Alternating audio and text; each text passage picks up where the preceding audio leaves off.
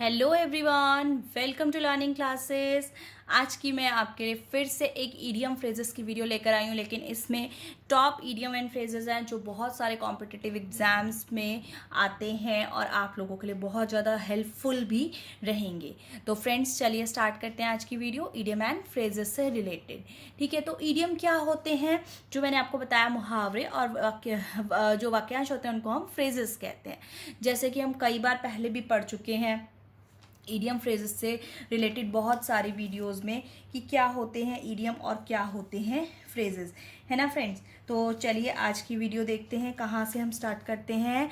First is chase rainbows. Chase rainbows क्या होता है कि मतलब वर्ड टू वर्ड हम इसमें मीनिंग में नहीं जाते, इसका जो मीनिंग होता है वो उनसे अलग होता है। ठीक है, तो चेज रेनबोज में क्या होता है कि रेनबो को आपको चेज करना है, नहीं, रेनबो को चेज कर नहीं पाते हम लोग, है ना। तो टू परस्यू अनरियलिस्टिक ड्रीम्स और गोल, ऐसे ड्रीम्स, ऐसे गोल जो अनरियलिस्टिक है, जिनका पूरा होना बहुत मतलब पॉसिबल नहीं होता, रियलिस्टिक बात नहीं है। ठीक है, बहुत मुश्किल हो जाता है या फिर हो भी नहीं पाते हैं, तो उस केस में आप कह सकते हो कि चेज रेनबोज। ठीक है, आई नो, एग्जाम्पल देखेंगे। I know you want to become an actor, मैं चाहता हूँ कि तुम एक्टर बनना चाहते हो, but I think you should stop chasing rainbows, but तुम्हें रेनबोज चेज करना छोड़ देना चाहिए। क्यों? क्योंकि एक्टर बनना कोई आसान चीज़ नहीं होती है, बहुत सारा टाइम लगता है, बहुत सारा समय लगता है और बन भी नहीं पाते हैं बहुत सारे लोग तो बहुत बहुत साल कोशिश करके। तो उस केस में क्या होता है, तो इसलिए उसको शायद कोई सजेस्ट कर रहा है कि आप जो है रेनबो चेज करना छोड़ दीजिए, अनरियलिस्टिक ड्रीम्स को मतलब छोड़ दीजिए। ठीक है, next is my mind is in a fog. My mind is in a fog भी एक बहुत ही चर्चित ईडियम है जो बहुत लोग यूज़ करते हैं।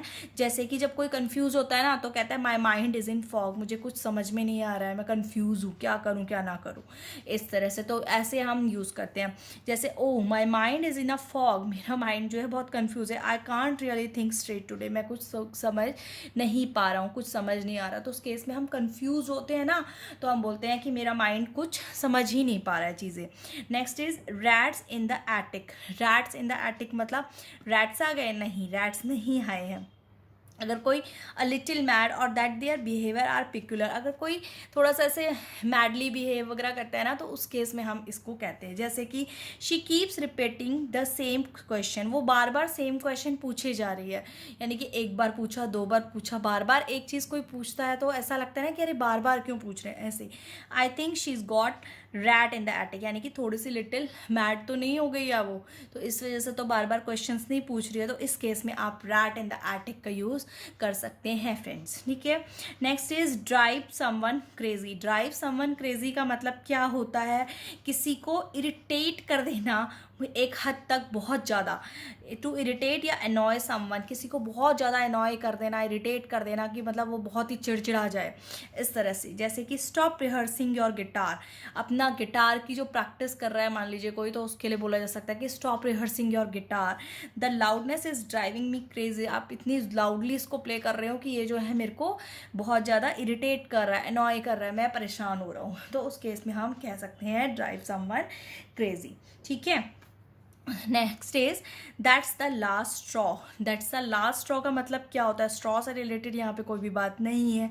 इसका मतलब होता है कि कई बार कोई चीज़ ऐसी होती है कि अब आपको लगता है कि अब मेरे पेशेंस ख़त्म हो चुका है, ये मेरा पेशेंस जो था लास्ट लेवल तक पहुंच चुका है। तो उस केस में हम कहते हैं to run out of patience, यानी कि जब आपके पेशेंस जो है बिल्कुल ख़त्म होने के होते हैं तब। तो उस केस में आप कहोगे जैसे that's the last straw. Sudha does not call me back, Sudha ने तो मुझे कॉल बैक नहीं करा। I am going to block her, अब मैं उसको ब्लॉक कर रहा हूँ, यानी कि मेरे भी जो पेशेंस है उसकी लिमिट ख़त्म हो गई है, अब मैं उसको जो है ब्लॉक करने वाला हूँ। ठीक है फ्रेंड्स, अगर ईडियम फ्रेजेस से रिलेटेड आपको और भी वीडियोस देखनी हो तो प्लीज़ चैनल पे विजिट करें। प्लेलिस्ट के अंदर आपको बहुत सारी ईडियम फ्रेजेस से रिलेटेड हेल्पफुल वीडियोस मिल जाएंगी, जहाँ पे आपको अपने एग्जाम्स वगैरह की प्रिपरेशन कर रहे हैं या डेली के लिए भी सीखना चाहते हैं तो बहुत आपको हेल्प मिलेगी। Okay friends, next is under the weather. Under the weather एक ऐसा इडियम है जो हम जनरली बहुत ज़्यादा यूज़ करते हैं अपनी लाइफ में।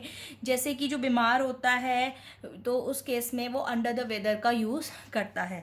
टू बी सिक, इल और अनवेल, आप अच्छा फील नहीं कर रहे हो या बीमार हो पूरी तरह से, तो उस केस में आप अंडर द वेदर बोलते हैं। जैसे she is not going to work today, आज वह काम नहीं करने वाली।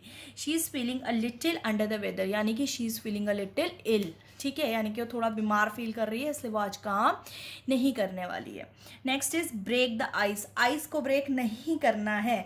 इस केस में क्या होता है, कई बार हम लोग बैठे होते हैं किसी स्ट्रेंजर के साथ या किसी ऐसी पार्टी वार्टी जगह में, लेकिन हम वहाँ पे कुछ बात स्टार्ट नहीं कर पाते होते, हमें समझ नहीं आता है कि अभी कैसे बात करें, या सोशल हम बैठे हैं तो कहाँ से बात स्टार्ट करे कोई, तो उस केस में कहते हैं टू स्टार्ट अ कन्वर्सेशन और awkwardness in a social situation, ठीक है, किसी सोशल सिचुएशन वगैरह में जो है कुछ उसको तोड़ना कि भाई शांति से सब बैठे हैं तो कोई कुछ स्टार्ट करे, तो वहाँ पे। तो Jed told a joke to break the ice at the party.